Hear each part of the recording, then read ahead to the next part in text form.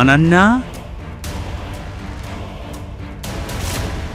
হারদেবপাল সিং কেবল শহরের একজন পরিচিত ধনী মানুষ নন, তিনি ছিলেন বেশ রক্ষণশীল ও কঠোর মানুষ, পুরনো ব্যবস্থার চিন্তার অধিকারী। তিনি স্যুট পরা মানুষ, কিন্তু মানসিকতা ছিল 500 বছর পুরনো। অনায়াসে অনন্যা ভয়ে কাঁপতে লাগলো। দাদু ফিরে এলে কি হবে সে ভাবতে লাগলো। অনন্যা, বের হও। দাদুর উচ্চ কণ্ঠ শুনে অনন্যা হতবাক হয়ে দাঁড়িয়ে গেল। দাদু, সে বুঝতে পারল হয়তো দাদু সব জানতে পেরে গেছেন, কিন্তু কিভাবে?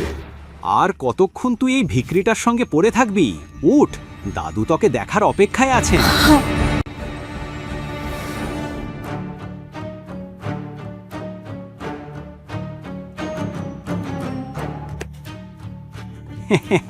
কোথায় যাচ্ছিস ভাই? বড়রা ঠিকই বলেন, অ্যালকোহল স্বাস্থ্যের জন্য ক্ষতিকর। এখন দেখো, এখন কে রক্ষা করবে আমার দিদিকে দাদুর রাগ থেকে?